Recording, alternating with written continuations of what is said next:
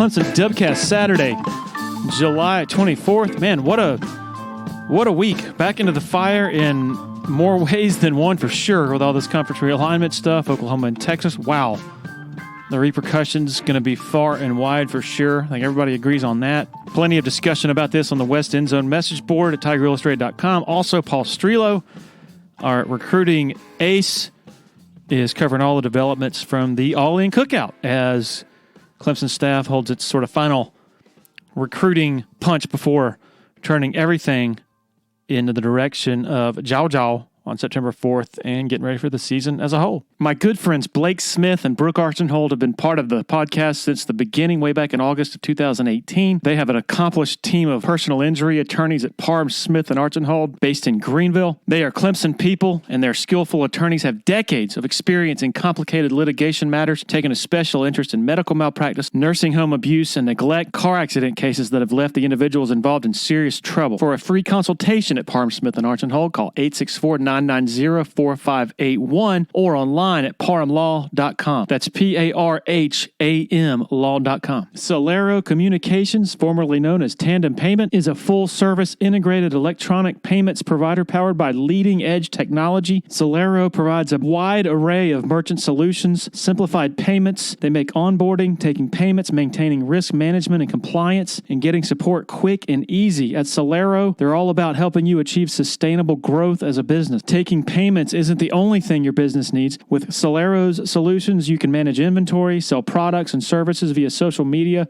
schedule staff, track sales, get reports, and much, much more. Find out more about Solero at solerocommerce.com. That's CELERO commerce.com. Another loyal supporter of the Dubcast is Blackacre Law Firm in Greenville, a subsidiary of Parham, Smith, and Archenhold. Blackacre helps South Carolina residents achieve their dreams of home ownership by providing experienced professional representation for real estate closings. Attention to detail is crucial in real estate law. Blackacre is committed to making sure nothing gets by them preparing residential or commercial closings. Blackacre also offers estate planning services for their clients in the Greenville area. Find out more about Blackacre at 864-326-3507. Okay, earlier this week, we had Clemson Media Day in the football offices, the Allen Reeves Complex, otherwise known as Dabo Land. Had a great time catching up with all the assistant coaches and the head coach, of course. We thought we would dispense some of the audio in sort of long form from some of these conversations with the assistant coaches. Did it 2 years ago at the same time, and it went over really well. So we'll start with quarterbacks coach Brandon Streeter and then go to wide receivers coach Tyler Grisham. Here we go.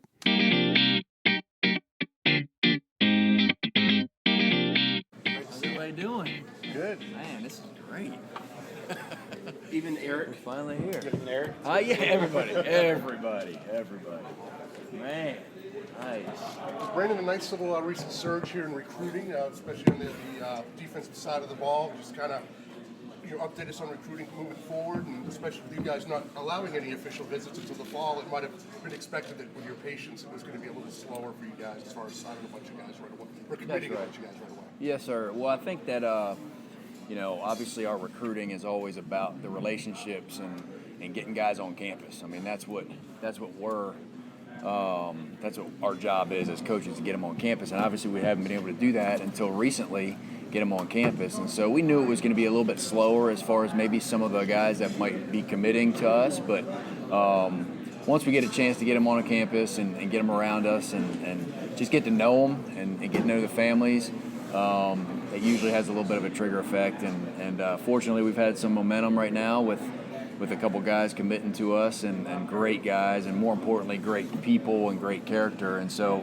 I think you'll see here in the future too, here in the next coming months, that we'll have some more guys, coming on board. So we're excited about it. Now that we're back into in-person recruiting, what did you maybe take away from the COVID year of recruiting, and maybe some of the things you had to institute into how you went about the process that you just decided, hey, that really worked out well, I'm just going to add that to the repertoire moving forward?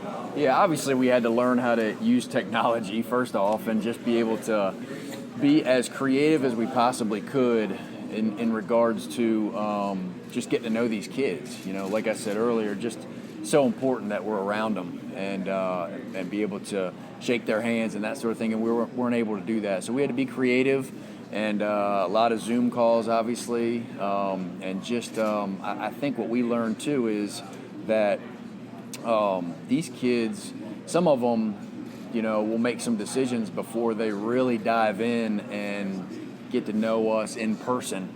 And so some guys came off the board just because of that situation, and we're fine with that because I think the most important thing for us is that making sure Coach Swinney gets to meet these guys and be able to make sure we develop that relationship in person.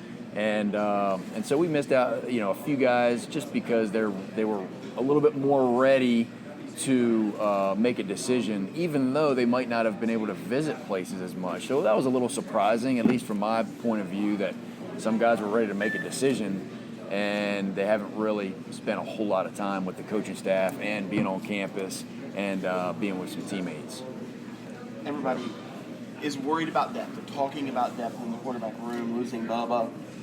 Now you may be a little bit thin. How concerned are you? And kind of what is your plan heading into the season? Concerning, there's not a lot of experience behind DJ, and even Hunter doesn't have a whole lot. Yeah, really not concerned. I'm really excited. I think we're gonna have 5 guys that I feel really good about. I mean, obviously there's a lot to do. It is a little more thin than most years, but as you all recall, the year that we won the national championship in 2018, after that 4th game, after losing Kelly, it was Trevor and Chase and Ben Batson and then it was Hunter Renfro.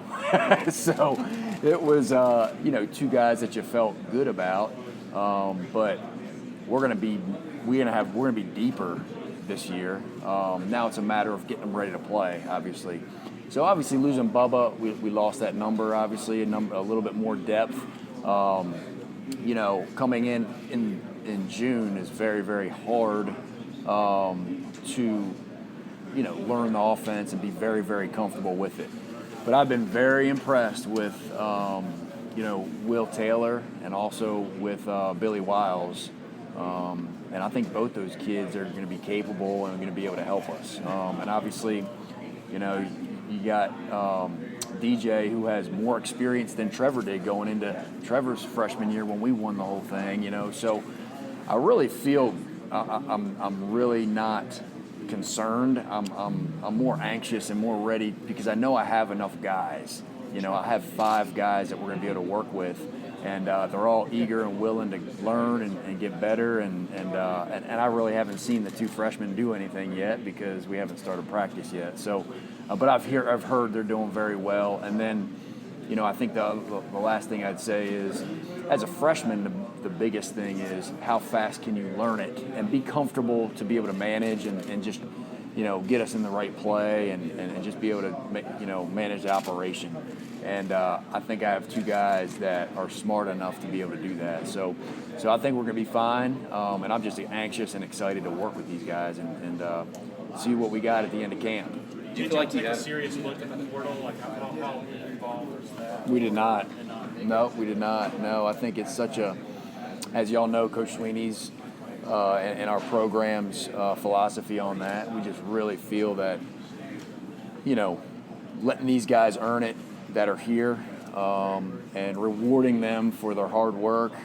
And so we're really trying to avoid that as much as possible. So I never contacted anybody. And so, we might have had a few conversations about it, but it was nothing that was something that was serious at all. Do you feel like you have someone that can be that Chase Price type guy who can come in and be a confident backup, or is that something you're hoping to develop throughout camp? Yeah, no, I really do. I think there's a couple guys that don't have much experience, but neither did Chase have much experience until that Syracuse game, So, Chase did something special in that game, and the team rallied around him and that sort of thing. We have guys on this team that are capable of doing something like that for sure. And I know Tyson is a guy that, is improving daily, and he's getting better and better. And I really feel like, he's going to be back sooner than we think.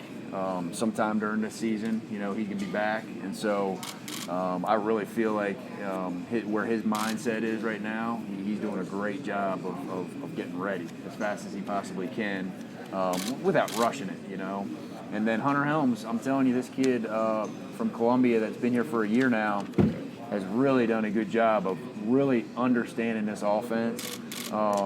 And man, he's as smart as any of the guys in the room right now as far as just knowing it. And that's the biggest thing, like I said earlier, as a young guy. And that's the first step, is just really understanding and knowing this offense inside and out. And that allows you to play faster. That allows you to perform at a better, at a higher rate. And so he did a good job. He got in there a handful of times last year, and so he's got a little bit of experience. And then, like I said, we got those 2 young guys that are going to be here too, and I feel really good about them, at least where they are right now. I'm just anxious to get started with them, you know. Do you have like a time frame goal for Tyson, or does he have a goal that you're? No, I mean, there's no time frame. I mean, this injury is obviously, you know, a lengthy injury. Right. So I just know that he's doing very well. He's working his tail off. I'm really proud of Tyson. You know, as you guys know, that, you know, he's been through a lot in the last year. I mean, he's had his house burned down, grandparent pass away, broke his hand, out for COVID protocol, and then getting COVID in the spring just when we needed him to really be around, and missed a handful of practices in the spring, and then obviously this injury the last day of spring. But I'll tell you what, he's really learning some life lessons, and he's really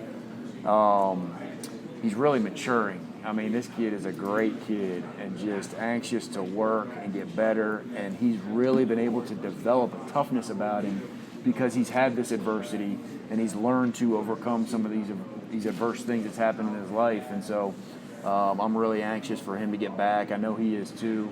So just really proud of where he is right now.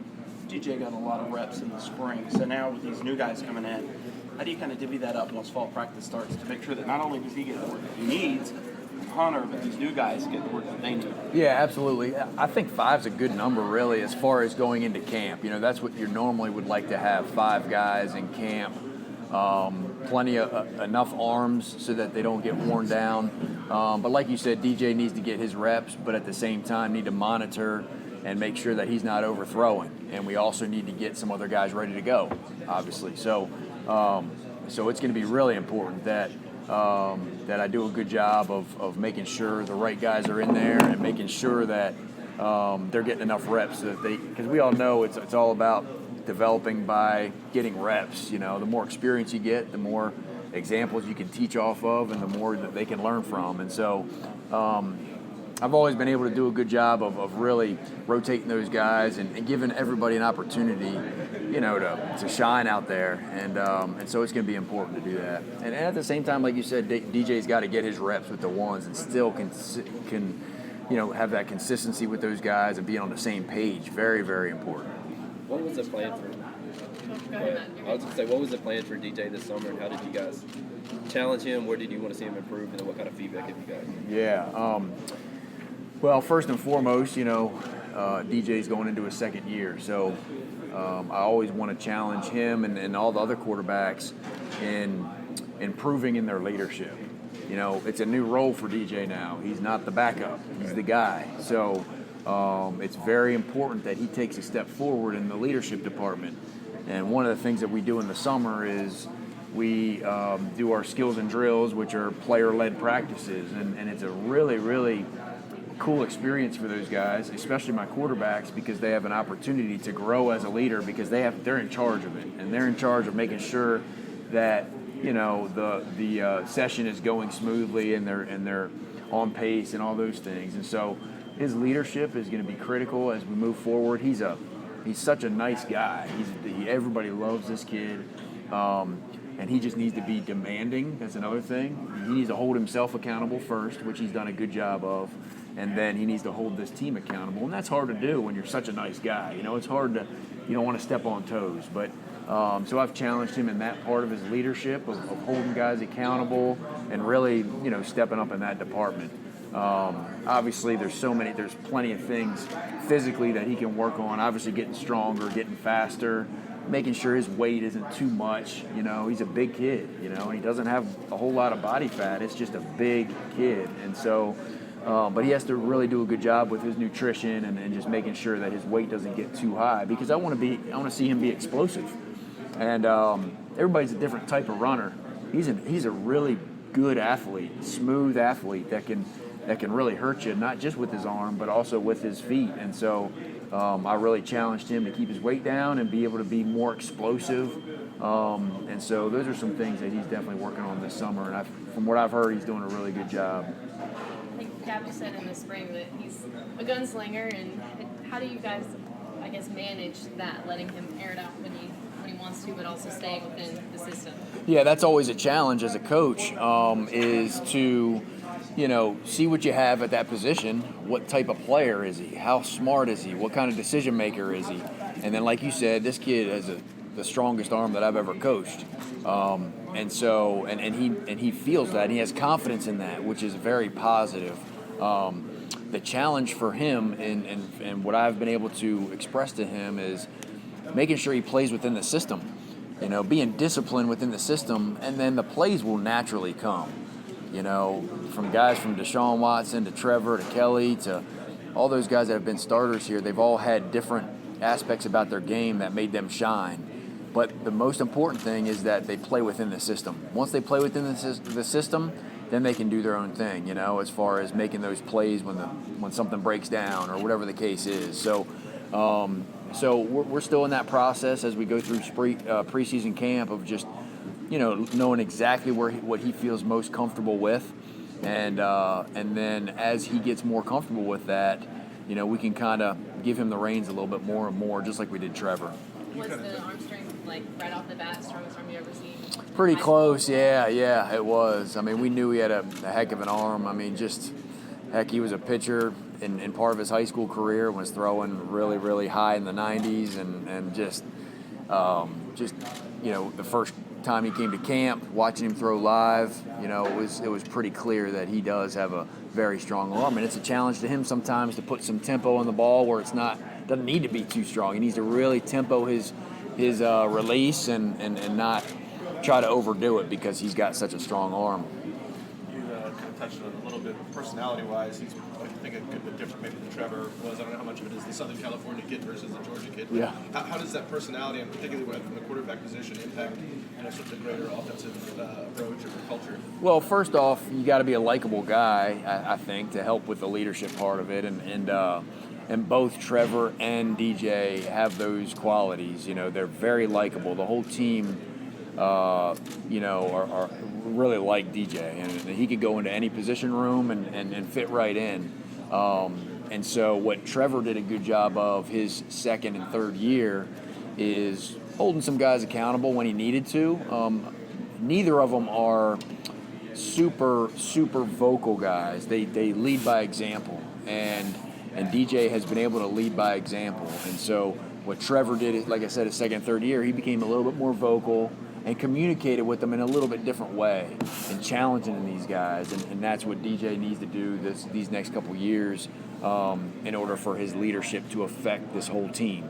But everybody respects DJ. He puts in the work. There's no doubt about it. And that's the first and foremost.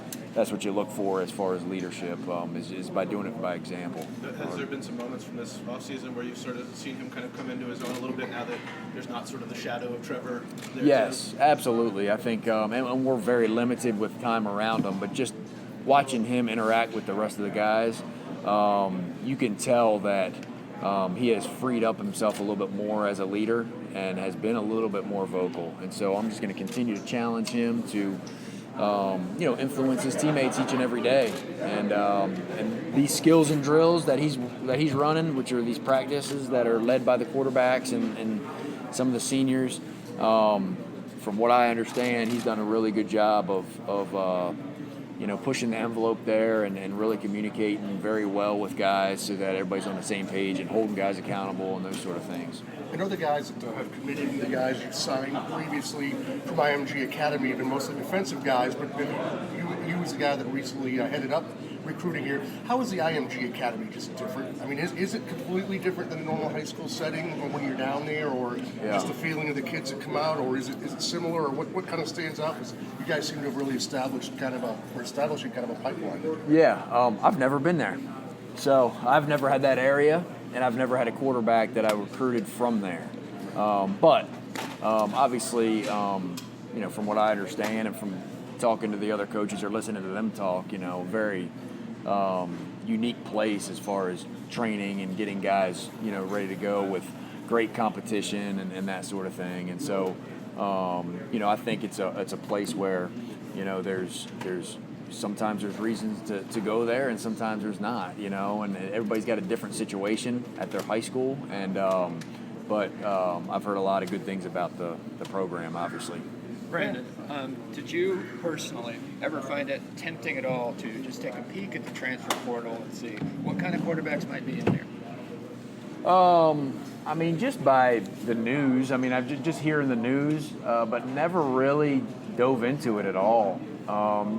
Now, Danny Pearman is in charge of our scouting department, and so he has looked into it just because we have to be ready no matter what happens. But we never really got in. I never really could memorize the guys that are in there, other than what I heard in the news. So once again, it's so important for us in our culture, that we want to reward the guys that are here and recruit the roster that we have here, because that's what's going to help us win games, and they deserve it because of all the hard work. Everything we talk about is earning it. And so it's so important that we allow these guys to go earn it, whether it takes them 1 year or 4 or 5 years like Cornell Powell to push through and continue to persevere, throughout the tough times when you might not be the guy, but continuing to work and learning to earn everything. And so that's what we talk about all the time, and it's such a big part of our culture. And so, we really didn't look into it in detail at all. What's your comfort level with QB2 relative to what it's been in the other years since you've been back here as an assistant? With what now? With the backup quarterback situation. Yeah, obviously it's an important position, and it's the hardest position because, as coaches, we want these guys to prepare like they're the starter. We always talk about preparing like you're the starter, and that's hard if you're really not the starter. And it's also hard. You never know when you're going to have to be the starter. And it could be the last day. It could be, in DJ's situation with Trevor last year, it was a couple days before the game. So it wasn't so that's something that the coaches talk about all the time, is try to be prepare like the starter. So it's a hard position. But I do think that, like I mentioned earlier, that the situation that we're in today, I feel good about as far as having numbers, having guys that can go play, or at least have guys that I can go get ready to play.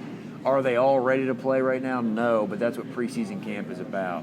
Whereas we did have Chase Bryce, who was a little bit more experienced in 2018, but not much if you really think about it. He was still young. That was only his second year, So when you look back at, that's a comforting year to look back to, because we did so well and we have very few guys. It's not something we want to be accustomed to and do every year, but I do feel good about these guys and where their heads are, especially mentally. And then the leadership that I have in that room, I think, is going to help these guys perform at a high level. Coach, that being said, is there any more sort of sense of urgency with Will and Billy coming in, just because it's an unusual situation with a true freshman being your third string guy? Yeah, absolutely. I think that it's their role is going to be critical as we move forward. Will Taylor is a guy that has played this position his whole life, and yet he brings other aspects of the position that really none of our other guys have.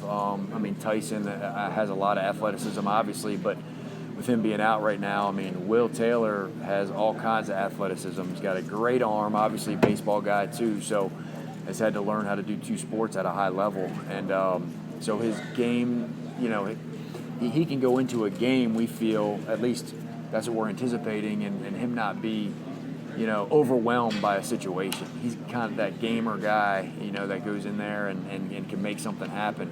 And so I'm anxious to work him this preseason, obviously getting him plenty of reps. Same thing with Billy Wiles. I'm very impressed with Billy. Mentally, from what the guys are telling me, that he's doing a heck of a job of really, really grinding in the film room and understanding. And like I mentioned, that's going to be the first and foremost thing that they have to do, is really learn this offense and and that way that they can go out there and play faster. And so Billy's a great looking kid. I mean, he's a 6'3", 215-pound kid. So he's another guy that I'm really, really anxious to work with this preseason, and very much could be a big part of what we're about this year. Is there someone you feel like is the number 2 right now going into the fall camp, or is that something that's going to be a battle? Right now, it's Hunter Helms. Yeah, Hunter Helms has deserved that, has earned that. Just because Tyson would be, obviously, but we just don't know his exact timeline. But so Tyson, but Hunter Helms going into that first preseason camp, he's going to be our number 2 guy. But it's all competition. Everybody's got to re-earn their spot. DJ has to re-earn his spot. And it's so important that they do that. And my guys have done a great job of always encouraging each other and not really holding anything against the next guy in the room. Justin will be back. What kind of dynamic does he bring to the wide receiver room? How does it change if he's available to play? I'll first say that Justin's done a phenomenal job as a leader, and what we do as a staff is we, heading into spring, we have our guys, kind of vote on, who's the most all-in offensive players, and we also kind of call out some guys that maybe aren't all-in, and we throw their names up there and hold them accountable, and that's an important part too. But Justin had the most all-in votes for the wide receiver group, and Will Swinney's right behind him, but Justin is seen as a leader, and that was heading into spring, and that's coming off of a year of not playing, and not being in wide receiver meetings often. He's doing rehab and trying to recover, and so coming off of that, he still was seen as a leader.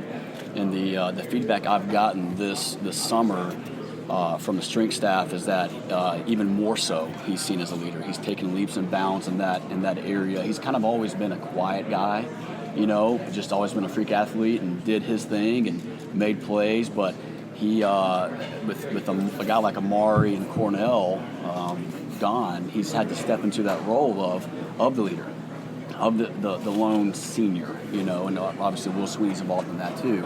And we are counting on Will a lot to lead, and he has done so this summer. But done a phenomenal job as a leader. Worked his tail off in the weight room. Really bought in more so in the weight room, and so he's ready to go. I believe that he's when he gets that that word that he is cleared, he's going to be ready to go and be confident and able to help us. And I think talking about his play, we're going to play him in the slot, but we're going to play him in the boundary, and we're going to play him to the field. I mean, you name it, we're going to put him where he needs to be successful, where he needs to be to help us as an offense, because he can do so much. He's a 6'4" guy, but can run routes like he's a 6-footer, and that's what makes him so dynamic and so exciting to have on the roster, because he can do so many things. And so excited to have him back this year. Tyler, beyond the layoff that you mentioned, how hard has the uncertainty been on him as he's just sort of waited on final sort of clarity, I guess? Yeah, it hasn't been hard. I mean, I think for us and for him is just operate like normal, and prepare as if you're gonna. Georgia comes, you're on the field, and try to really focus on not having those negative thoughts. But be positive and have fun and work out with the guys, train with the guys. I mean, summer's one of the most fun times of an athlete's career, because you're working hard, you're training for the season, but you're also with your brothers. You're grinding, you're taking a class or two, but then you're on the lake hanging out together. And I think he's in a really good state of mind. He really is. He's confident. We're hopeful. We're believing that everything will come back positive, and we're expecting that to be the case. Can you compare his state of mind now to what it was a year ago at this time? Yeah, I mean, we met soon after he got the word, and he said, "Coach, I lost my baby. I lost my. That's football, and that's what he's been great at for so long. That's my baby. And that was a really tough conversation to have with him." But again, our job was to stay positive with him. You can give, and there are different situations, but you talk about Mike Williams, right? I mean, you have a great example of a guy that we expected him to be a first rounder. He gets injured, misses that season, but then comes back and has another phenomenal year. and it's a first rounder, the following year. And so there's that hope. There's that example that we can show him, hey, listen, this is a guy that went through a really difficult injury and came back and performed really well and accomplished his dreams. So I think it was a tough time for him initially, for sure. But for him, you can just look at him and physically he looks great. Watching him run routes in spring, you're just salivating. You're like, my goodness, I wish this guy, could be out here right now. And he was frustrated because he wants to compete, and so he can run routes on air, but he couldn't compete in team segments in the spring. But just watching him out there again, you're like, my goodness, that is a special talent. Even though he's been out of play so long, out of contact, what is it like watching him transition into that leader? You say he wasn't very vocal before, and I feel like that's something he probably had to transition into learning because he hasn't been in contact for so long. Was there a certain moment where you really saw a switch flip for him? Yeah, with spring practice and you have your new roster there, minus the summer enrollees. He kind of naturally slid into that role of being that guy, and he knew that was going to be his role, and so it was pretty natural for him. I think fall camp is a time where we'll really kind of see it shine, because it's every day the grind of preparing your team to win games, but also to kind of create that cohesion, and that's one thing that I want as a wide receiver group is I want those guys to improve but to have fun doing it, right, and to enjoy time together with your brothers, and that's a big priority for me is for the guys to celebrate one another's successes, to enjoy their time together, because there's something different about college football. You move on to the NFL, it's such a business, and so wanting those guys to really enjoy their time together. And Justin, I think for him, having missed that last year, I think he really enjoyed being back with the brothers, back with the brotherhood of wide receiver U, and so it was a good time for him. But yeah, it was natural for him, and I expect it to continue to flourish this fall. Do you think he'll face any mental hurdles when it comes to just preparing for contact for the first time? That's something that I've already talked to him about and kind of prepped him for, is that, hey man, you cannot have those negative thoughts going into it, because if you're fearful, you're not going to play to your standard. You want to put your best self on tape. And so if you are fearful about further injuring yourself, or it's just you're not going to perform. And I had the same thing with Mike Williams, and I remember heading into his first game back was against Auburn and that year, but he played well, and I think that's the thing, is that once you take the first hit, you just move on. You play football, and from that point on, it's what's my alignment, assignment, just execute, and that's what we're going to train him to do this fall camp, right? It'll take some hits in fall camp. That's part of it, and so I think that'll be good for him to kind of get that out of him heading into our first game. What type of lift has he given just the other receivers in terms of what they've been doing this offseason, their work ethic to raise their games as well? Yeah, we're not around much in the summer. I know those guys, whether they're working here or going home, they travel together. I know he and EJ, right? They're from the same hometown, and Joe, so they train together on the side. They'll go and run the hills, run the dikes together, and putting in that work together. With Amari will come back in town. Former players come back in town. And, we have a rich tradition at wide receiver here. And so those guys, that brotherhood is strong. And so to me, I think when you this time of year in the summer, when you have no coaches around, you have the strength staff, but then they're out of the way when the footballs come out, that's when the group is really formed, right? The cohesion is really formed. And so, I hate that I can't see it, because I'm excited to get out there first day on the grass to really see, okay, what kind of improvements have these guys made. But that'll be soon. So looking forward to seeing those guys and what they've accomplished in the offseason. You just mentioned moving him to the boundary of the field, playing the 9, playing the 7, playing the slot. As an offensive coach, does it kind of make you, as you mentioned a minute ago, salivate to think, he can be in the slot one play, then we move him to 9, move Shipley into the slot for a play. Mm-hmm. He can be on the field with Frank at the same time, or Dodd at the same time. That's right. Yeah, and I think the reason you want to put him in the best situation to help your team win but we also have so many wide receivers that can play the game and do it at a high level. And those guys have earned the right to play. And so, if you take Ross and you move him to the boundary, well then now, who's going to move up in the boundary? You got Speck, Stellato just got here. You have EJ.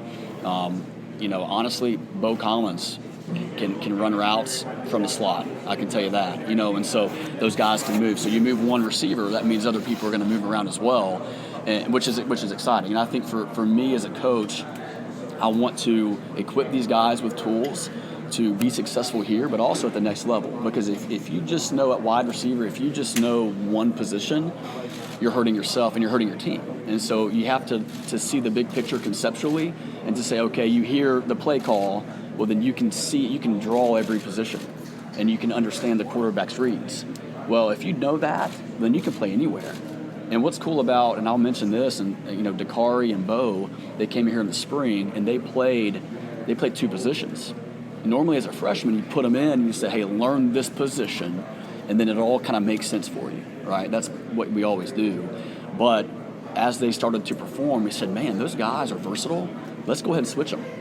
So Bo and Dakari, they switched sides, playing the 9 and the 2, okay? And then Bo's kind of moved into the slot some of the summer too to learn it. But they've been able to play 2 positions already, and so to do that, it takes understanding the concept, right? And that's the NFL. If you can understand the concept, you can get on the field and play, right? And so that's what I want the guys to understand now, to help us, to help them now, but also to be thinking about their futures in the NFL. So, but you're right. I mean, you got so many guys that can play multiple positions to help you win, and to get them on the field and get their catches that they want, and have fun, helping the team win. Tyler, I think Amari said Joe was at 230 pounds. Just what have you heard about his He development? was. Okay. And he can carry 230 fine. He's at 215, maybe 215 now, I believe. Okay. It could be even closer to 210. I saw him the other day, and he looked, I guess, more chiseled. I won't say thinner. I don't think any athlete wants to be said they're thin, But he looked really good. And so for him, he can carry 230 fine, but he could, I think at 210, 215, he can be able to have that stamina that you want at wide receiver. We want to be the most in shape group on the field, and he can run a go route and come right back and run another one. And so for him, that's going to be important, is just to have the conditioning to stay on the field and not come off, and he looked great. I'm excited to see how he does this fall camp. What did he show you there? Go ahead, sorry. Say any early returns on Stellato? I know he just got here. I mean, from what I've heard in the weight room, it's just, a freak athlete. He's going to remind you of Brandon Spector a little bit. They're built somewhat similar in stature. He loves the weight room. He's a weight room junkie. Very explosive, athletic, grinder. So, I mean, those are the kind of things you want in a receiver. So he's confident too. He's just talking to him. He's excited. He feels like he can help us. So he'll get that chance. I mean, everybody get out there and show us what you got and have fun doing it. But excited to add him to the group. Back to Joe, what did you see from him in the spring, and then what does he need to do to kind of take that next step, knowing he was a young guy? Yeah, I mean, he really is just a 180. I mean, he surprised himself, I think, even a little bit. I mean, I've always told him, hey, man, you are a phenomenal athlete. You have just God-given ability, talent that just oozes from you.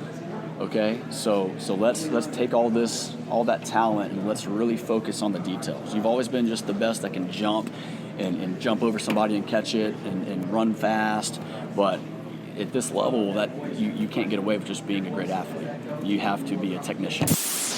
Want to share a quick word about Founders Federal Credit Union? If you've been to a sporting event in Clemson, you've probably heard about Founders already. They are the official credit union partner of the Clemson Tigers. In addition to that, all Clemson faculty, staff, and students are eligible for membership, as well as IPTAY members. Matt Gross is a proud Clemson alum and the vice president for the Clemson market for Founders Federal Credit Union. Matt's office is located beside the Walmart Neighborhood Market on Old Greenville Highway in Clemson. For more information, go to foundersfcu.com. When you're you're ready for a complete renovation in your home or business, open the door to more with Harris Home and Harris Commercial. Their local experienced team will totally transform any room space, from beautiful floor coverings to construction to finished details. Harris handles every step of your renovation process, whether it's a kitchen or living room or an industrial or educational setting, like some of the positively stunning work they've done at Clemson University. Go to discoverharris.com and experience a total renovation transformation from Harris Home and Harris Commercial. If you're in the Eastern Midlands and PD area and you're in any way interested in buying and selling a home,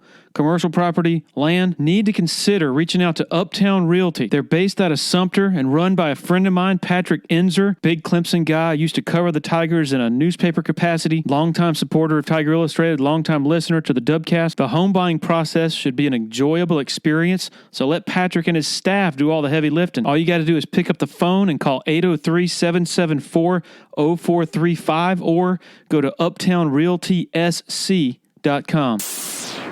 Okay, now we shift to the always entertaining Robbie Caldwell, offensive line coach, followed by safeties coach Mickey Conn, and then rounding it out will be defensive tackles coach Todd Bates. Here we go. Enjoy. Got down, now he's back up and running great, so he's made great strides. Brian Tucker, he's gotten a lot stronger, doing well there. We talked about Paul. Paul was just in the weight room. He has just shown out. He's been fantastic. So, who else? Walker. Walker's, I think, 305 now. Put on weight. His mama sent me a picture of when he was younger and now with his big brother, and it's pretty cool. So, who else? Anybody I missed in there? Let's see. Oh, Mitchell.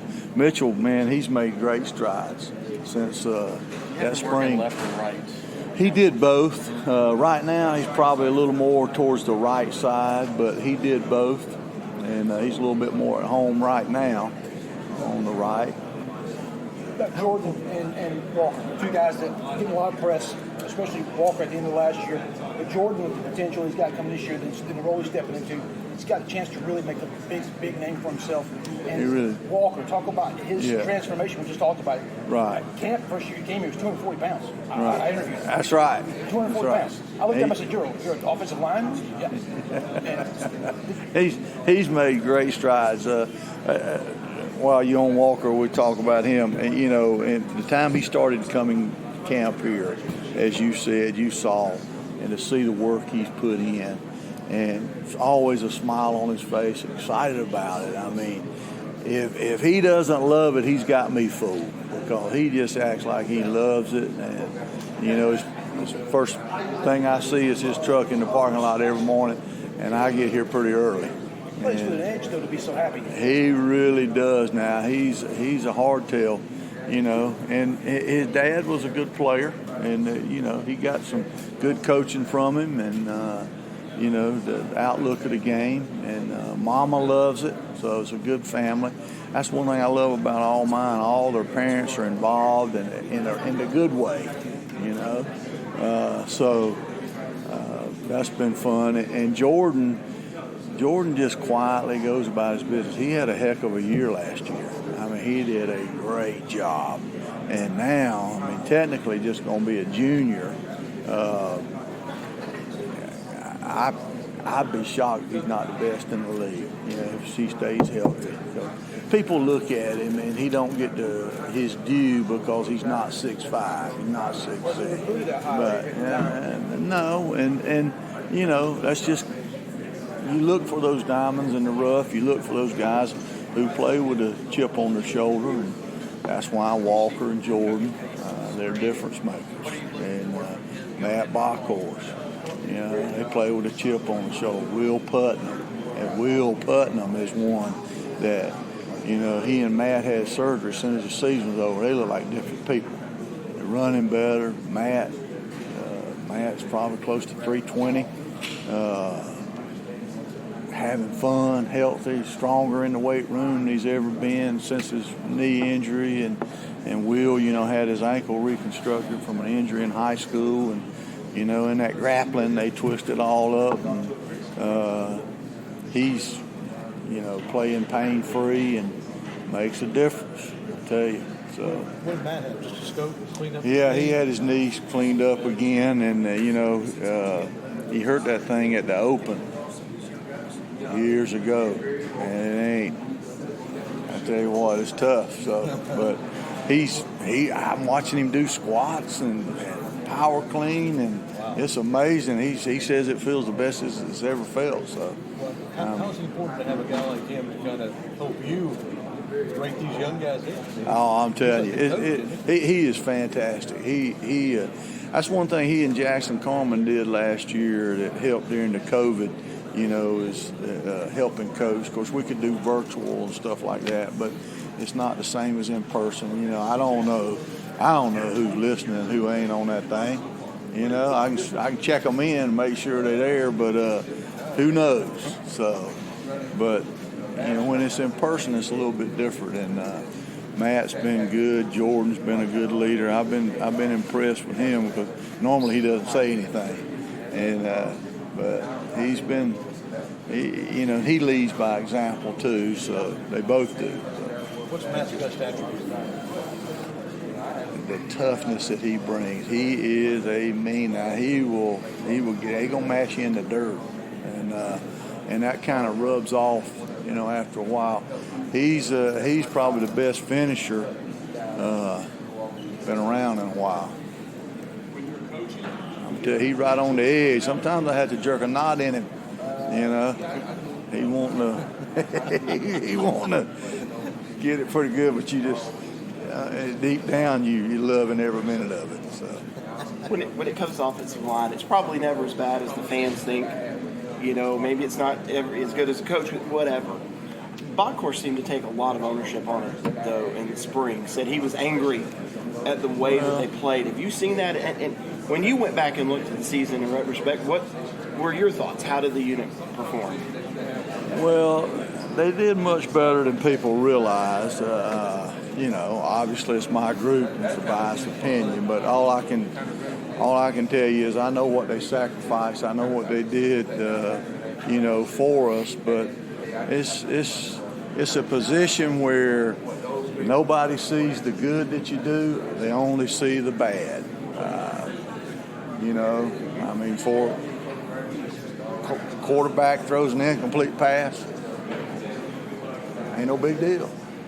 But if we turn one loose, holy moly, all Hades breaks loose. But so it's just a different life. We understand it, DJ coming up this year, and it's quarterbacks calling protections out is a big deal. I mean, they're calling the protections out when they walk up to the line a lot of times. Well, we do a lot of that. If your line doesn't.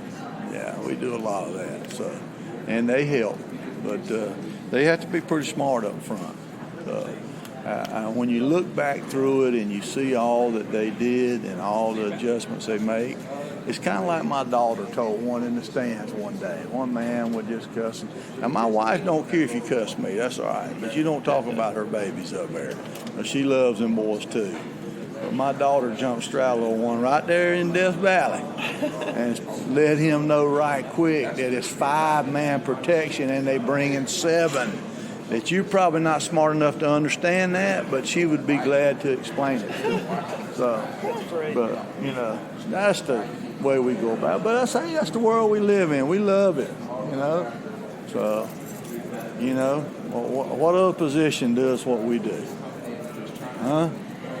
Defense can give up 40 points, but we win. What difference? What about the involvement of the offensive line position and the coaching with the changes of zone blocking schemes now, this RPO stuff? You've got different calls going off. You got to make sure you're not downfield. Yeah, it's harder. It's harder. How aggressive can you be and technically follow the rules? We try to stay with it. We try to not have senseless penalties, so to speak. So. That's what we try to avoid. It's hard to hold the brakes, and then stop. Be feels going to stop. But, hey, it's great, too, because all of a sudden you throw one down there, score a touchdown. And that's Austin been as an addition to your staff? Great. He's been here before, so, it's been good. great to have him around, so I'm excited.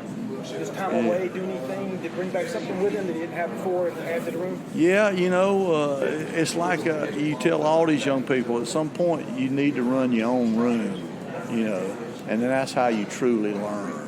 And so that was the great part about it. And then, he worked under a guy who coached the offensive line too before, so, he's going to bring some attributes that'll help.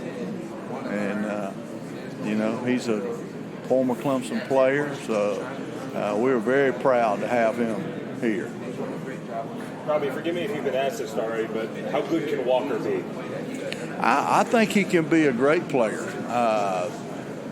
He has the desire. He has size now. He's up to 300 pounds, maybe a little more. Strength-wise, he's really developing. Athleticism, he has it. Staying healthy and doing those type things. I think he can be as good as has ever been. Do you think you'll have a pretty good idea early on in the season, particularly facing Georgia week 1, just how better your offensive line can be this year? I think so. I think, fall camp's going to be big, trying to get the people in the right place to find out who the best 5 are, what we need to do to move around. We always cross-train and put guys at different positions, so I think that's going to be the fun part of it. If we can stay healthy and away from COVID and that sort of thing. Last year we had a lot of people missing with either contact tracing or COVID itself, and that always sets you back a little bit. So. Kind of following up on that and what David asked earlier, did you think the criticism that was directed at your unit last year was fair, or did you think some of it was fair, some of it was undeserved? I don't pay it any attention.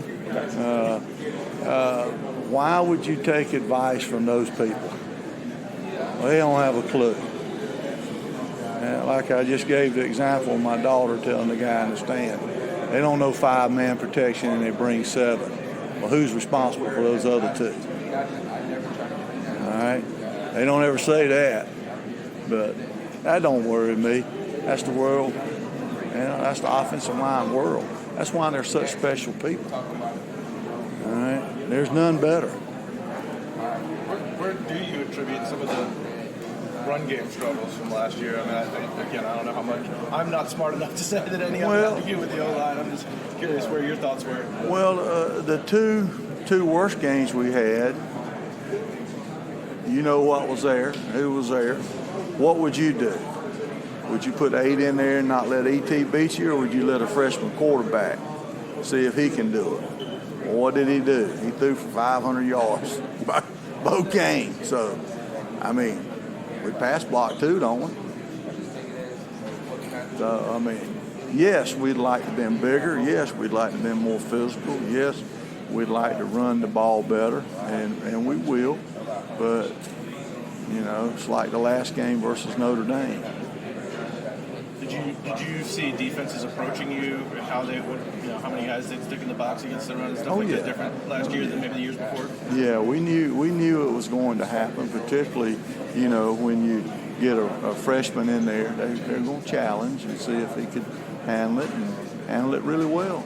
So, I'd like to play a couple of those games over with and see us be more physical, knock them off.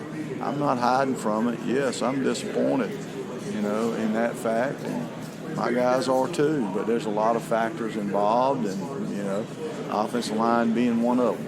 Was there a little bit of the, you didn't have Justin Ross last year. The other, Frank and Joe were kind of coming along health-wise at different points with the receivers. That there just wasn't maybe necessarily that big play guy to take the top off the defense a little bit too, and so even when Trevor was in there, maybe defenses would approach you guys a little bit differently.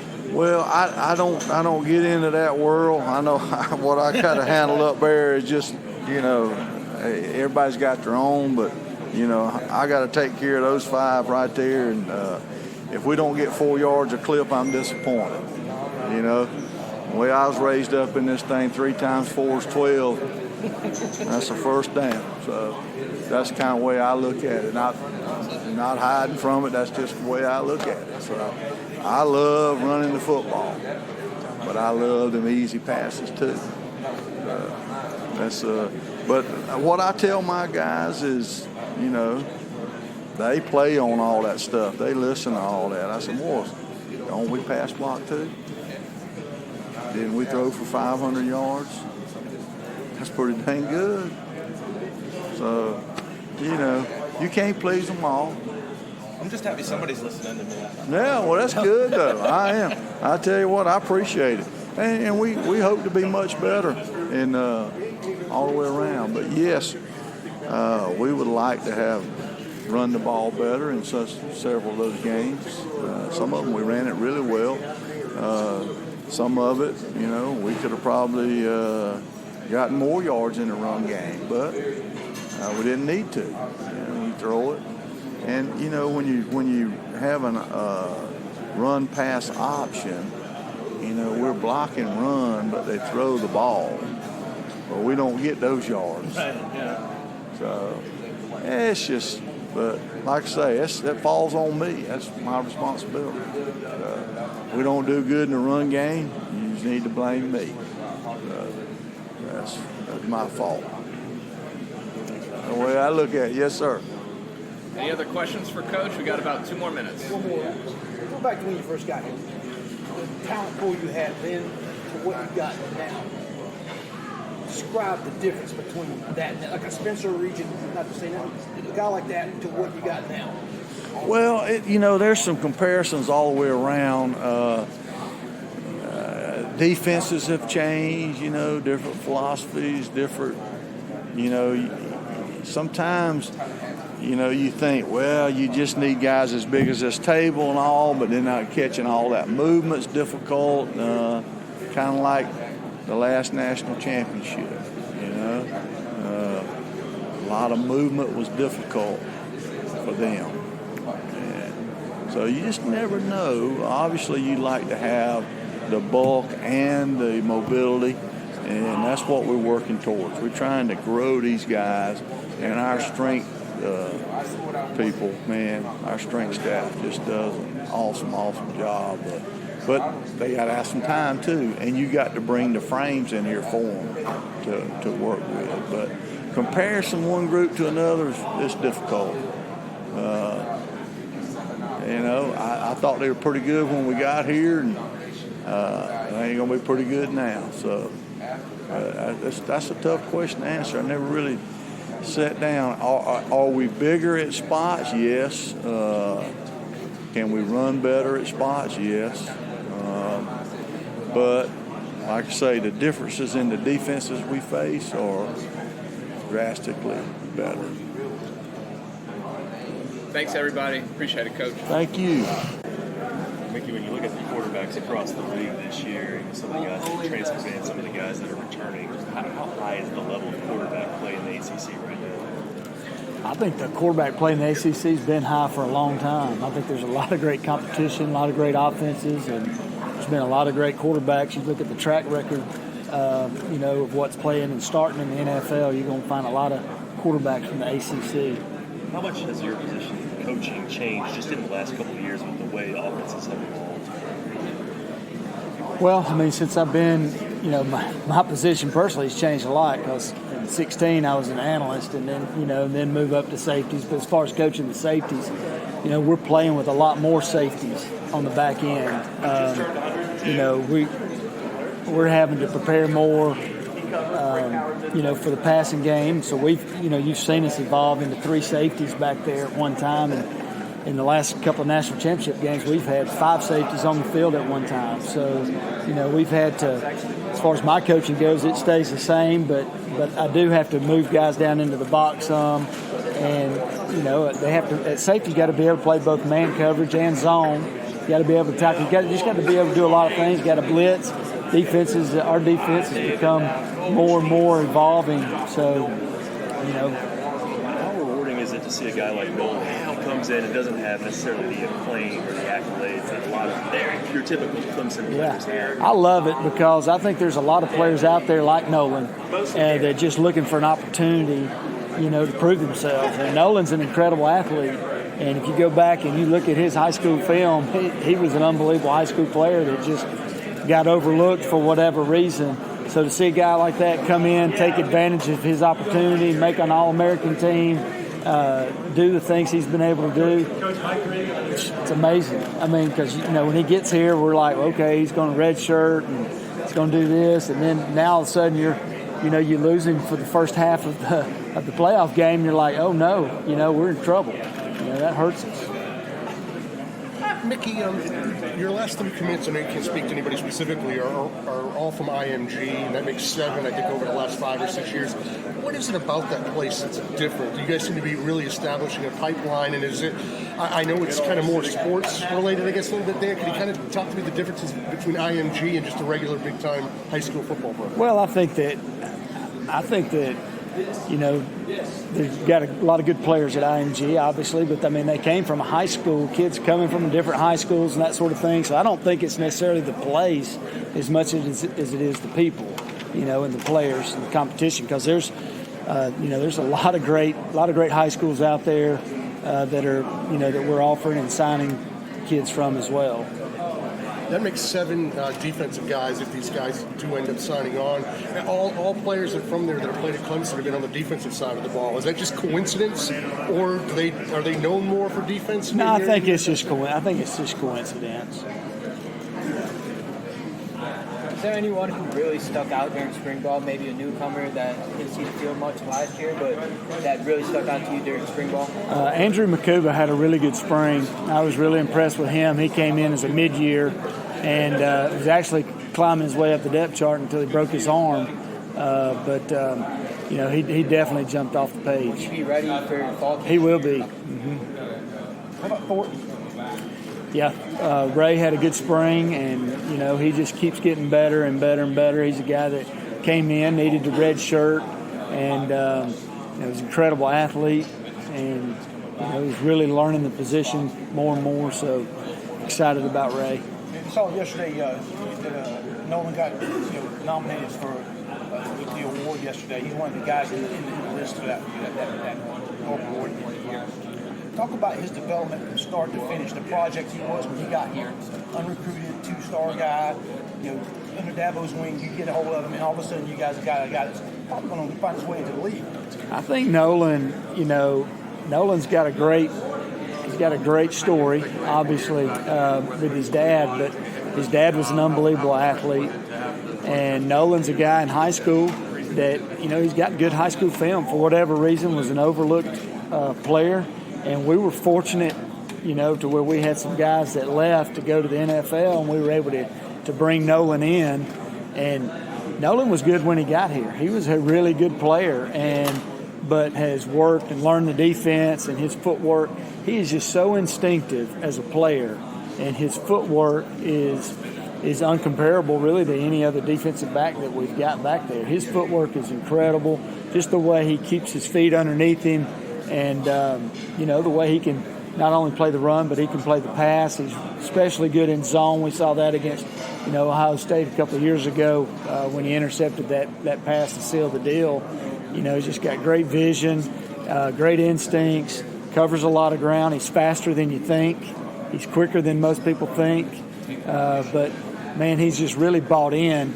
And you're going to see him. He's in the film room studying, and now that he really understands the defense, that's why you see him doing so many good things. Outside of the linebacker, that is the quarterback, the deep backside of that defense. No question. And take Tanner Muse 2 years ago. Tanner, you talked about it. Tanner was an outside linebacker playing safety. This is a safety playing safety. That's right. And you can see that, because what you talked about just now is positioning. That's the whole thing about that guy. He's got to be in the right spot.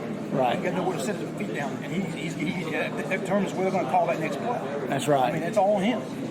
Talk about how it is to teach those guys that discipline it takes to go, okay, I got to stay put. Like at Landon's got to learn to do the same thing that Nolan's doing. Learn how to not get fooled, turn his hips. As far as teaching them goes, we've got a lot of guys back there, and when you don't do it right, you come out of the game, and kids learn real quick. I better get this thing right, or I won't be in the game. And or in Nolan's case, a young guy, he took advantage of every opportunity and every chance he got. So when he would get in the game, you're like, man, this guy, unbelievable. Even his freshman year, you watch him against Louisville make a huge tackle on their quarterback, who's now making all kinds of plays in the NFL. But Nolan comes in and tackles him in the open field to keep him out of the end zone. You're like, wow, okay, there's something to this kid. And as far as teaching him, he's had to learn because he didn't get every opportunity early on. So he had to learn both safety positions and the nickel position.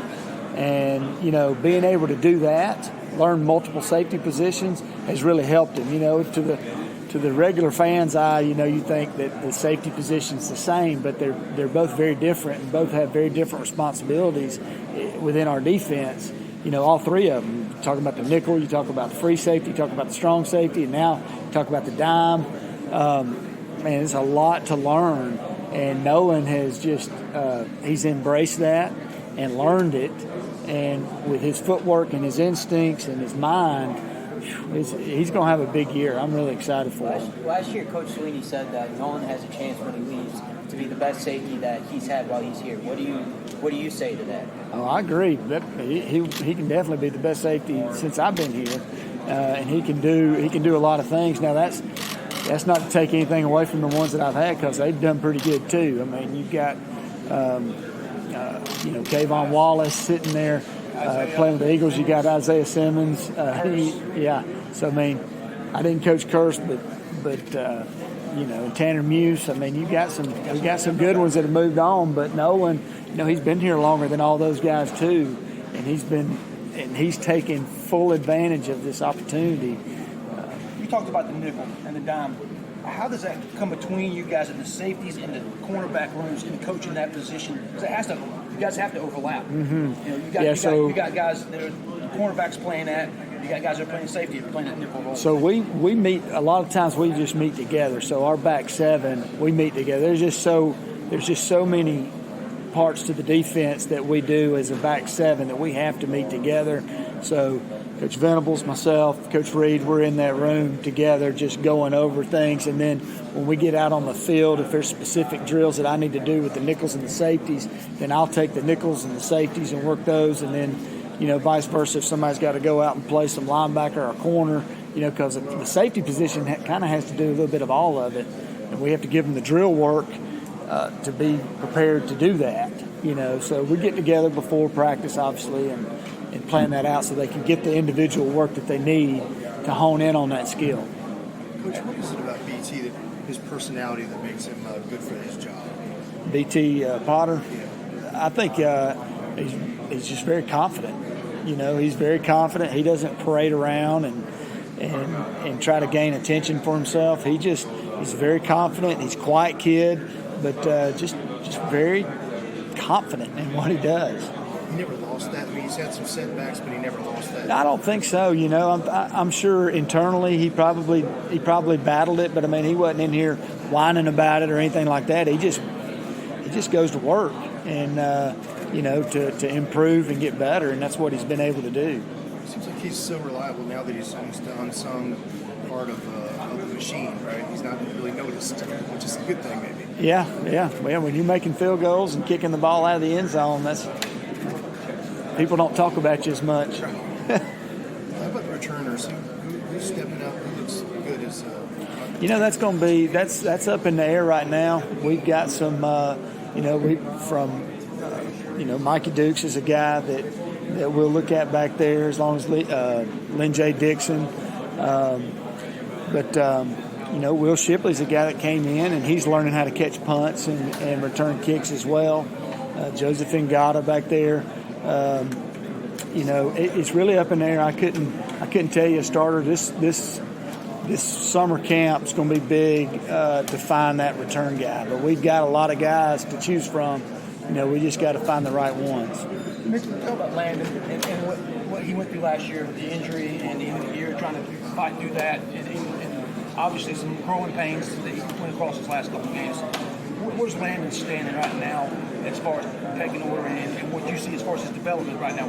Yeah, Landon will be back. I feel bad for him because he had that shoulder, the torn labrum, and we decided to wait on the surgery to the end of the year, and it definitely affected the way he played. He wasn't as aggressive and as physical as he normally is, just trying to protect the shoulder, although he gave us everything he had for sure. But you could just tell it was in his mind.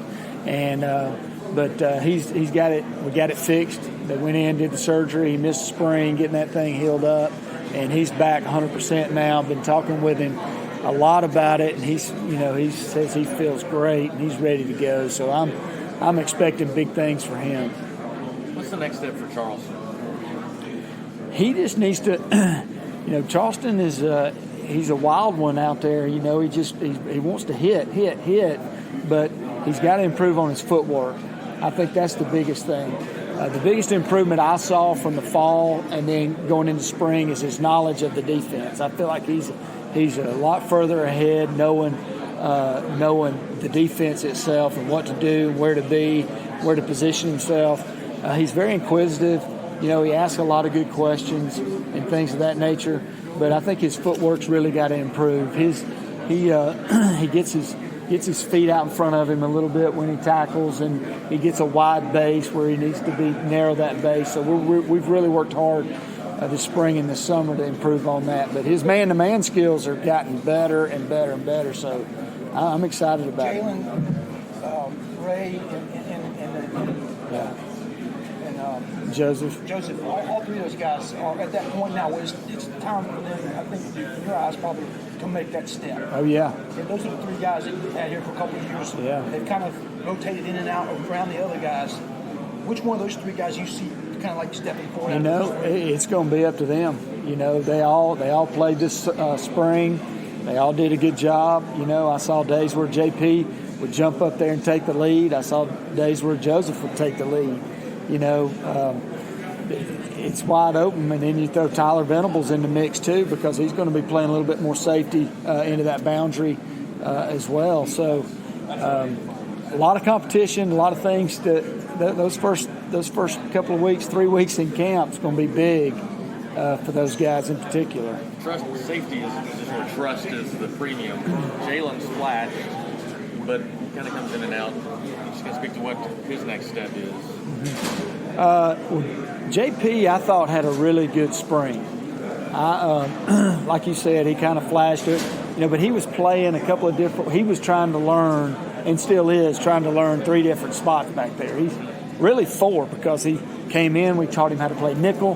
Then he was playing nickel and strong. Then he was playing free and dime. And I think this spring settling in at free safety really helped him. He knew what to do. He knew where to be. And I just wanted to slow everything down for him because we just threw so much at him. And learning all those positions is going to help him in the long run. But for now, trying to fight for position, he needs one thing to worry about. A guy not in your room that plays in that nickel spot, Malcolm Green. What can you say about him? I know he's not in your room, but that's a guy who really kind of had a nose for the football last year and was aggressive.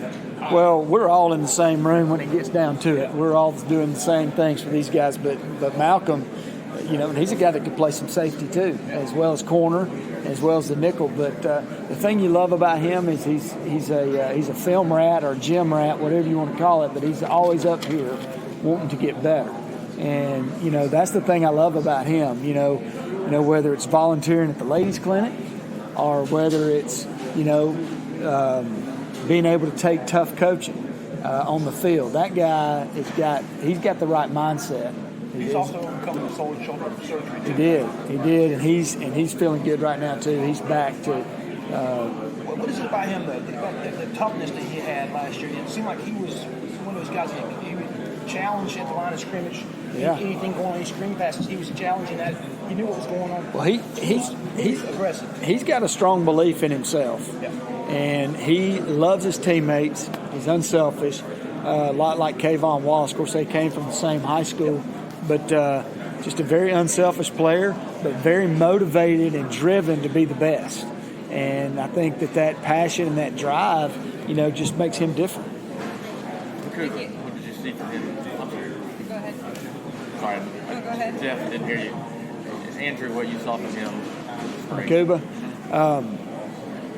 First off, I saw a guy who could cover. and I love the fact that he can cover man to man, and then the next thing I saw was his aggression. I mean, he's physical. He'll come in and hit you. Good tackler, physical, and then he picked up on the defense pretty quick.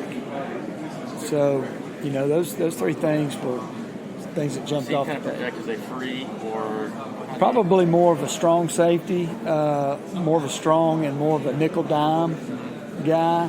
I think he's a guy that can go out and play corner. He's kind of like a Kayvon. He's not quite as big, as thick as Kayvon, but he's fast and quick and physical. I mean, he can do a lot of things. He's a Swiss Army knife. I mean, he can just kind of fit a lot of places. Just hit on something ago with the IMG question, the D-backs out of the IMG coming together. You had the two guys from Highland Springs and Virginia together, and you got Jalen and Booth. And Mr. Butler. Booth. Both came out of Archer. right? Yeah. And that's just so rare to have these pairs coming together with you. It makes it a little easier on you, doesn't it, a little bit, to have those guys running together, and sharing notes and stuff, and then have that. Oh, yeah, and have that camaraderie. Yeah, that's good. That's good. It gives for good chemistry for sure. Is it realistic to think that Cleveland could really vie for some legit? Yeah, absolutely. I mean, I know he's got a lot of depth ahead of him. What does he have to do to kind of, I guess, not surpass those guys, but yeah, he just needs to keep doing what he's doing. He needs to. I think the biggest thing for him, he's got the skill set. I think the biggest thing for him is to learn the calls, the defense itself, and that comes with experience and with time. And when he gets his opportunities in the games, which he's going to get, he needs to take advantage of it. When you guys are recruiting, do you and Brent ever kind of have discussions about those guys that can maybe project safety and linebacker, depending on numbers that you guys each get? Oh, no, kind of try to... no question about it. Yeah. When you guys, you talked to Robbie earlier, and he talked about the offensive line since the time he got here to now. He talked about how the defense has been changed since then, and your offense has changed, defense has changed, that. Now you've got RPOs, you've got tight ends that look like wide receivers, hybrids out there running slots. It's changed up your whole group out there and how they cover and who's got responsibility-wise. When you don't have a guy like an Isaiah Simmons, a freak running back there that can wipe that whole thing out and change that whole dynamic, no matter who they put up there, how do you find a guy to put on that slot? How do you go out and find a guy and not make him just be highlighted like he's the guy, he's our Simmons, he's the guy that we're going to put out there?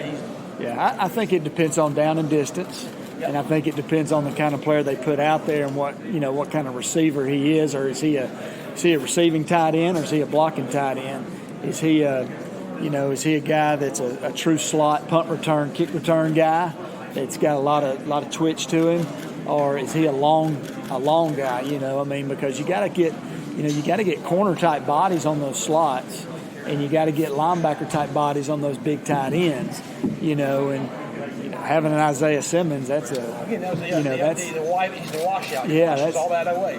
He's rare. Now you got to personnel your defense with their offense, and that's what I do up in the box. Hey, here's who's coming in, here's who we got to get in the game, to get the matchups. But and if you get caught in the game, then you got to, we prepare, corners and backers to switch when they need to, because guys are trying to get one-on-ones with your linebackers.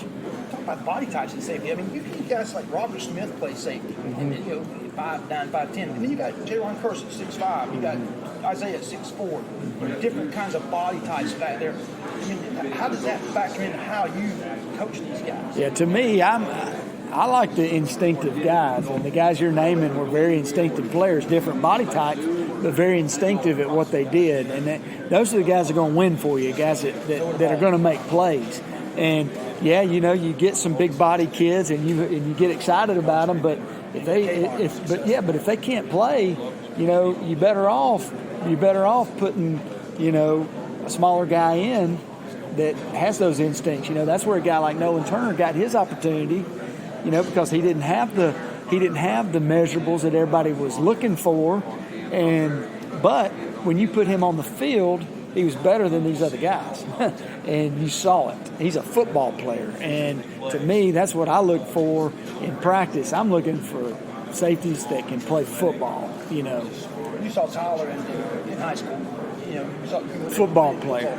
Is he the guy you're talking about right now? Yeah, absolutely. So he's a guy that doesn't have the measurables, but he's a football player. And he's strong as an ox in the weight room, and he'll throw his body around out there. He's smart. He's fast. I mean, you go back in high school, this kid was a quarterback, not to throw the ball. Heck, he was catching it and running it, and nobody could catch him. And, he's got unbelievable change of direction, quickness, explosion, and he loves the game. Those are the kind of kids that end up surpassing some of these big-bodied, high-profile guys that maybe are not good football players. I think in recruiting, we lose sight of the game to the measurables. Apparently, you play quarterback in high school. So that's got to be an advantage sitting back there. I love that. I love a safety who play quarterback in high school, or even running back, or even receiver. I love a two-way guy, and I love guys that play baseball. Because you have to.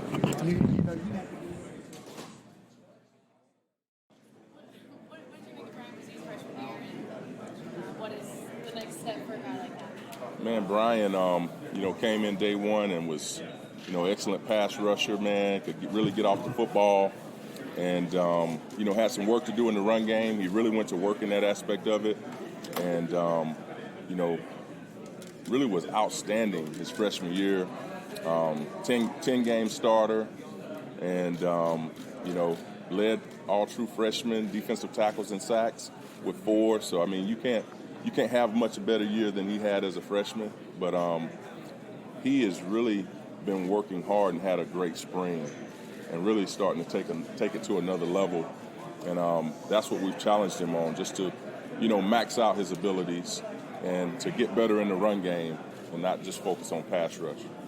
Todd, with this defense as a whole, do you feel like the resurgence of the defense is going to start on the interior of the defensive line with you guys? Man, it always starts up front. It's up front first and then inside out. And our guys have taken that approach. We had a sour taste in our mouth coming off that last game we played this season against Ohio State.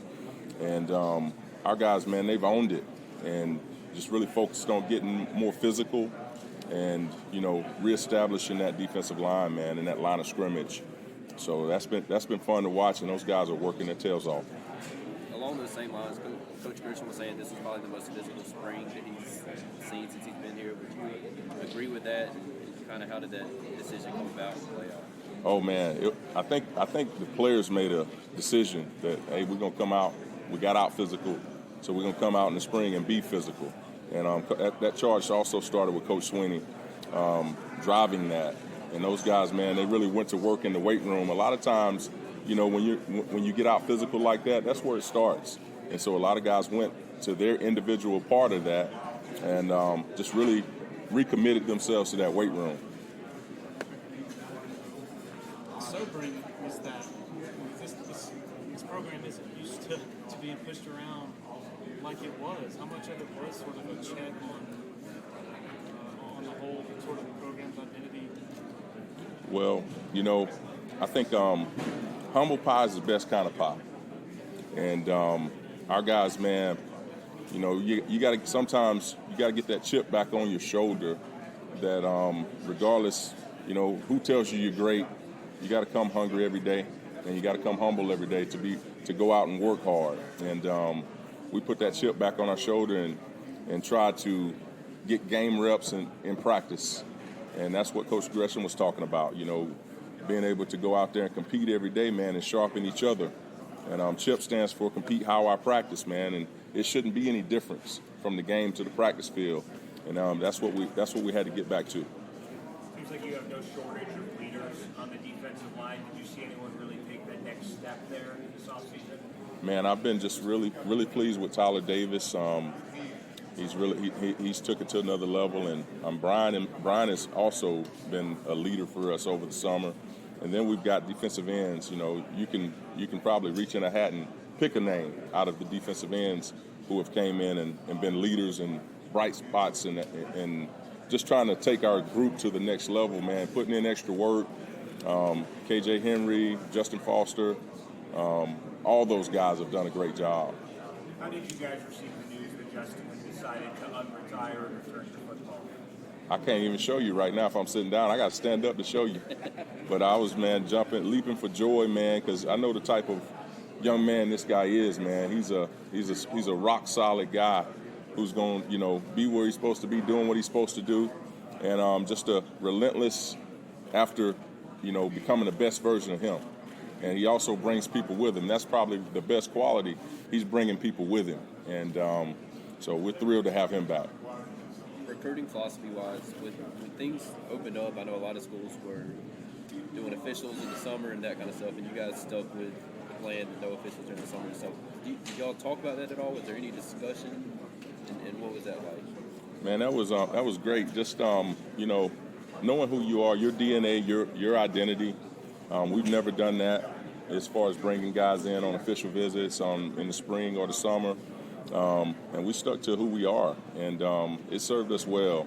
You know, guys who really wanted to come see us, they came, and you know, it worked out for us. So I'm really thrilled with where we are right now, and class has come together great. Is that going to pay off too, you feel like, in the fall when you guys still have all the officials you can use and some of these schools are running out? Yes, sir, because that's your best, you know, that's your best bullet that you have. You know, that's being able to show a game day experience, and I'm glad we still have ours in our back pocket. Can you give us an update on DeMonte and Trey Williams, sort of the year that they've had, and sort of how it feels like they may be in a better position now? Yes, sir. To make that happen? Both guys, very young guys, had some maturing to do, and bit by the injury snake, and just overcoming adversity in that department. Kept a good perspective in the way that they stayed engaged and locked in on what we're trying to do. And I'm thrilled with where they both are on this day, man. Just really, you know, when a lot of adversity hits a young man that's a freshman, sometimes it caves them in, and it takes a while to get them back.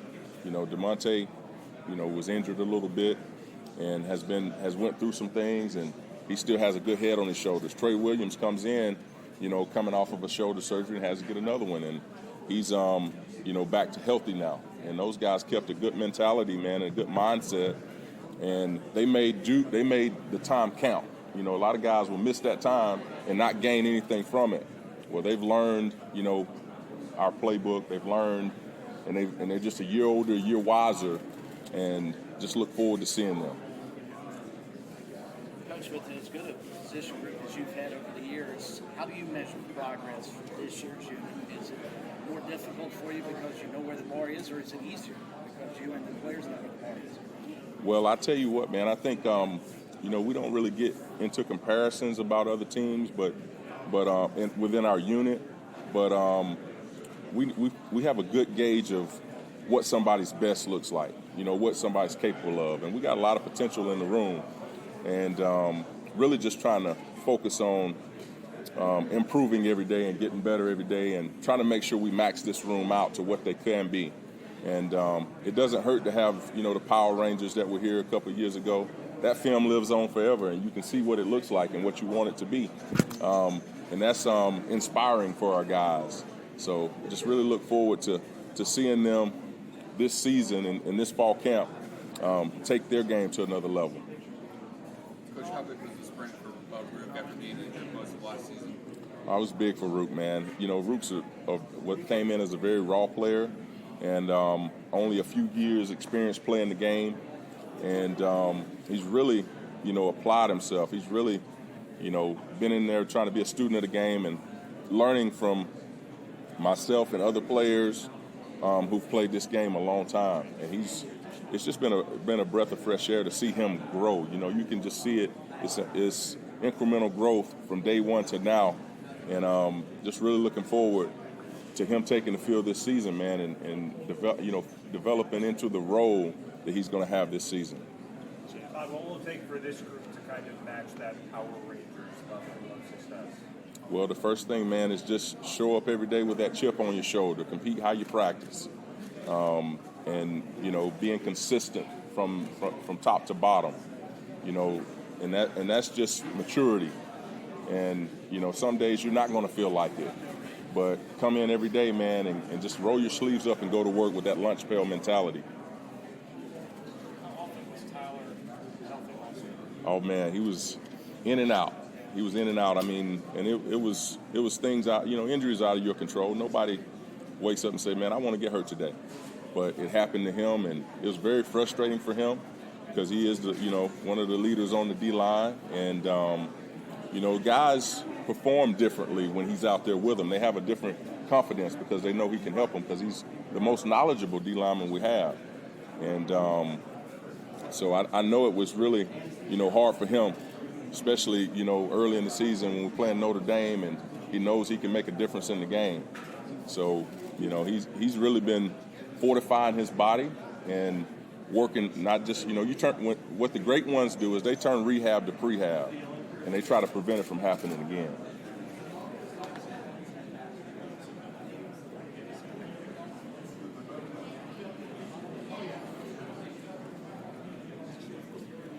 Thank you, Coach. Yes, sir. What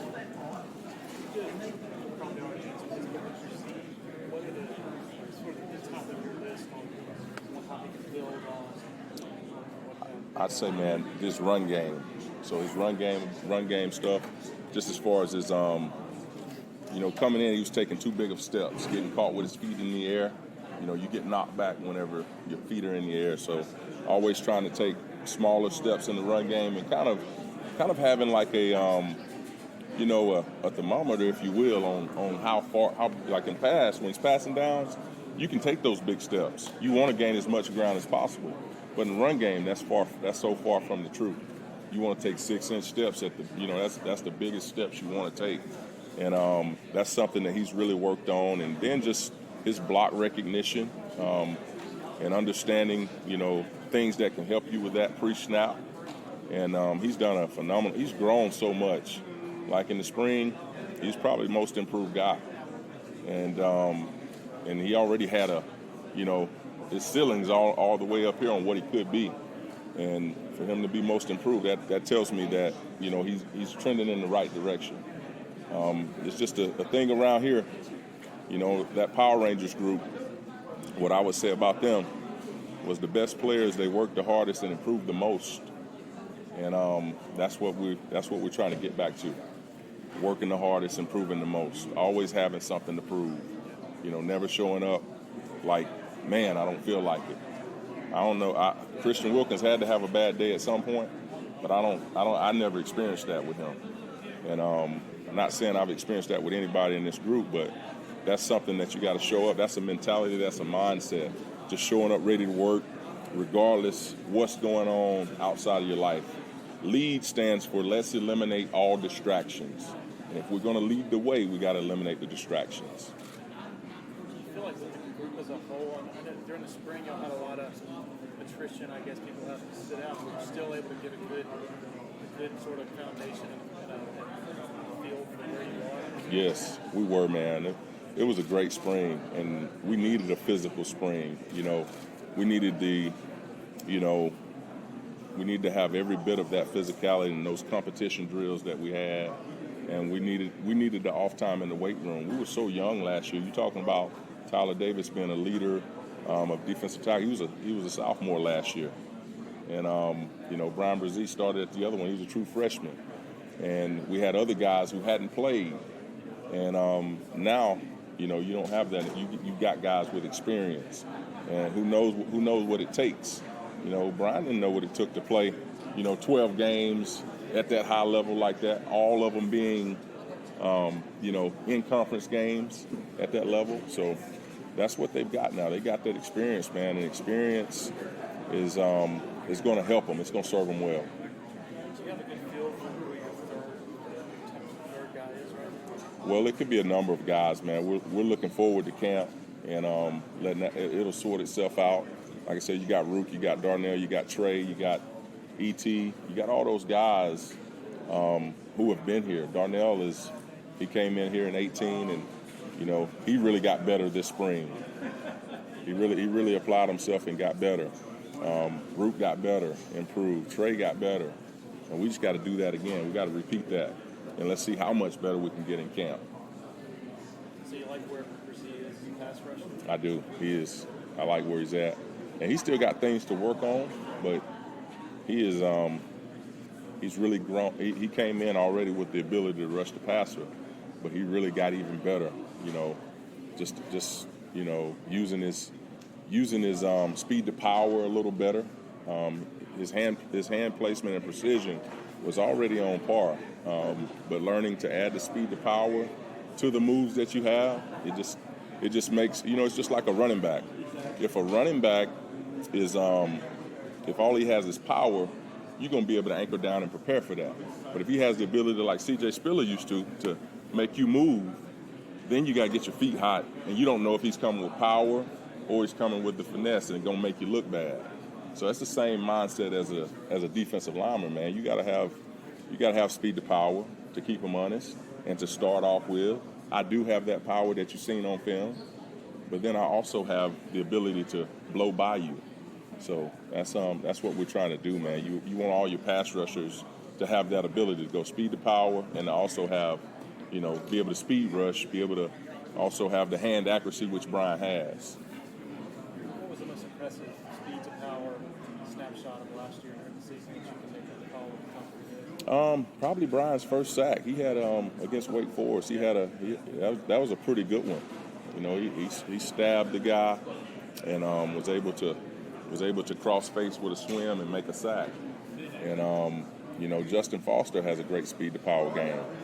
A lot of our guys, Tyler Davis presses the pocket. A lot of them really focus on that, and they believe in what we're teaching them and trying to master the craft. The way offensive football has evolved, and defensive ends are so involved in so many more ways than they used to be with the horizontal stuff and the read games. Is it more important now than ever to have the interior pass rush? It all works together. Like, I don't think it's a part that's more important than the other. You got a four-man front. Those guys inside, they got to press the pocket. They got to be able to work together and keep the pass rush lanes even as the slide of the protection goes, working against the grain. And then those guys outside, they got to keep contained. And that's not saying they can't make an inside move, but it's saying you got to be on the upfield shoulder of the quarterback. So if you make an inside move, get back to the upfield shoulder. When you have a back seven as good as you have, does that knowledge kind of give those guys up front that much more thirst, I guess, to be relentless, when things break down and be able to chase the quarterback around the pocket? Yes, I think you always have to have, those quarterbacks, they have a clock in their head. I think D linemen, it's important for you to have a clock in your head too.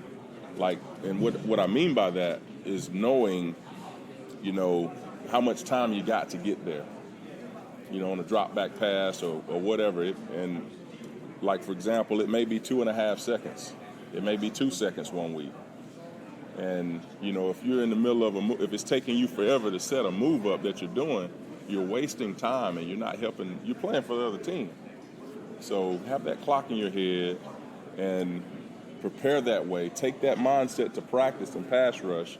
Take that mindset to team pass that week to where you practice actually on that clock. I'm going to rush for a second and a half if I got 2 seconds, and I'm going to get ready to get my hands up. I'm going to press this guy in the quarterback's lap. So that's what you got to do, man. That's what our guys have, part of their pass rush plan is understanding the clock. What do you think makes Clemson so compelling to recruits? I tell you what, the culture. I think that's the number one thing. We have a special culture here. Coach. It all starts with Coach Swinney, and it all starts with the person first. So when you come in here, the first thing that players want to do is they want to meet the players, the current players, and they see that they're surrounded by good people. That's number one. And then when they meet the staff as well, they see they're surrounded by good people because that's what Coach Swinney starts with. And I think that sets up, for a great experience. Number one, that's what mom and dad want to know. They want to know that their kid is going to be taken care of. And you're around some good people. That's a great start. Yeah. What's your diagnosis of why it was so hard for the defense to get set the Super Bowl so long? We got to have a sense of urgency up front, man. We get that call. When you see the call, have a sense of urgency to put your hand in the dirt. Like so many times, like you can't be just looking over here and not have a relationship with where the center is. And we've practiced this, man. Just everybody's gonna have tempo. Everybody's gonna have a different type of tempo, because that was a different type of tempo we faced. That was, huddle up to about 10 seconds and then sprint to the line. Well, you got to get the call and be already in spot in your place, and then where you can just put your hand down. And having young guys last season, a lot of times we didn't have guys that know both positions by the strength of the formation. So we've really worked hard on that, man, on more guys. That was my number one thing, like as far as getting guys knowledge brought up to where they can play nose tackle or three technique, where they can play left the end to the call and the end away from the call. And so that takes work on their part. And so that's a credit to them. They've really fixed it. So they're flipping the formation and you're not reacting? They again, being able to line up, being able to know, right, scouts calls right. Well, the end to the call is supposed to be over here. And sometimes instead of standing in the middle and then sprinting over there to get lined up, that's the issue. Yeah.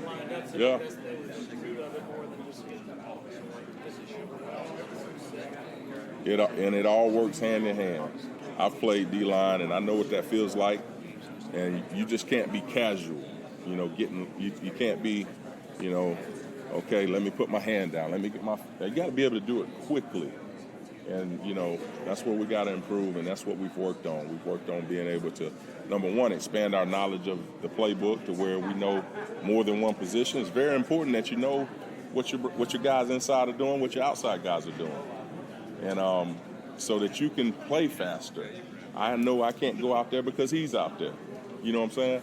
So that's what we've really worked on.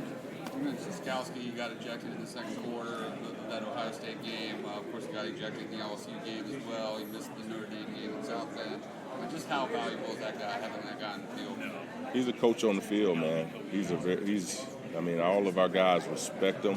He puts in the work. He's up here as much as anybody watching tape. And he just, again, a coach on the field. I can't stress that enough, how comfortable you feel just with, having that guy. Okay, a lot of good stuff in there. Had a good time catching up with all the folks over in the football offices. Really an uncommon gesture, I guess, for the head coach and the staff to open up their building like that and to be so friendly. I don't think you see that at many other places, if any. So as much heat that Dabo gets for whatever he says in a lot of cases, probably worth commending him for this particular thing, which is, again, not something you see elsewhere. Appreciate our very generous and loyal sponsors for supporting the podcast. Also, most of all, appreciate all of you for hitting play every week. Be back next week. Cheers.